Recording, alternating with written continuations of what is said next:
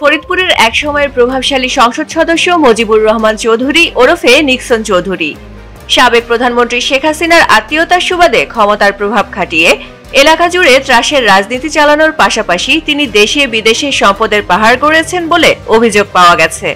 নিক্সনের বিরুদ্ধে ইতোমধ্যে অনুসন্ধানে নেমেছে দুর্নীতি দমন কমিশন। ফরিদপুর ৪ আসনের ৩বারের স্বতন্ত্র সংসদ সদস্য মুজিবুর রহমান চৌধুরী সাবেক প্রধানমন্ত্রী শেখ হাসিনার সঙ্গে আত্মীয়তার সুবাদে নিক্সন চৌধুরী এলাকায় প্রভাব খাটিয়ে ত্রাসের রাজত্ব প্রতিষ্ঠা করেন। আড়িয়াল খাঁ এবং পদ্মা নদী থেকে অবৈধভাবে বালু তুলে বিক্রি করে নিক্সন চৌধুরী হাজার হাজার কোটি টাকা আয় করেছেন বলে অভিযোগ পাওয়া গেছে। এছাড়া আশপাশের জমির মালিকদের থেকে জোর করে জমি রেজিস্ট্রি করিয়ে প্রায় ১১০০ বিঘা জমি নিজের স্ত্রী, সন্তান এবং ভাইয়ের নামে দলিল করিয়েছেন। স্থানীয় সূত্রে জানা যায়, স্থানীয় সরকার নির্বাচনে প্রভাব বিস্তার করতে তার ছিল বিশাল এক মোটরসাইকেল বাহিনী। নিজ উপজেলা শিবচর থেকে সেই বাহিনী শোভাযাত্রা করে এসে বিভিন্ন কেন্দ্রে ঢুকে পড়ত।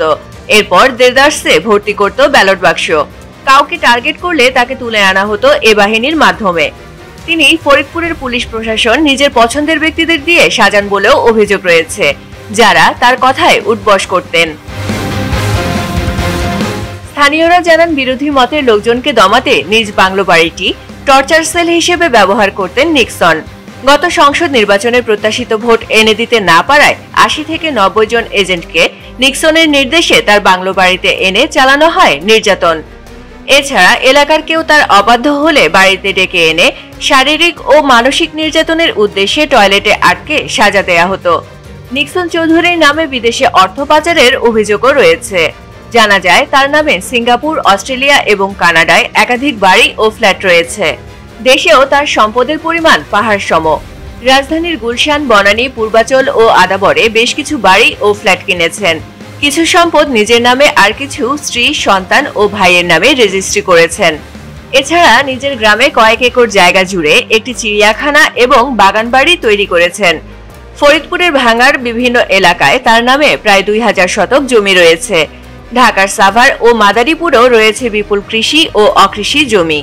দুদক জানিয়েছে, অভিযোগের ভিত্তিতে দালিলিক প্রমাণ সংগ্রহ ও যাচাই বাছাই কার্যক্রম চলমান রয়েছে। তদন্ত শেষে প্রয়োজনীয় আইনি পদক্ষেপ নেওয়া হবে। গত ২৩ অক্টোবর আদালত নিক্সন চৌধুরী ও তার স্ত্রীর বিদেশ যাত্রায় নিষেধাজ্ঞা দিয়েছেন, যদিও বিভিন্ন সূত্রে জানা গেছে তিনি ইতোমধ্যে দেশ ত্যাগ করেছেন। নিক্সন পলাতক থাকলেও তার সীমাহীন অত্যাচার ও দুঃশাসনে এখনো শিউরে ওঠেন স্থানীয়রা।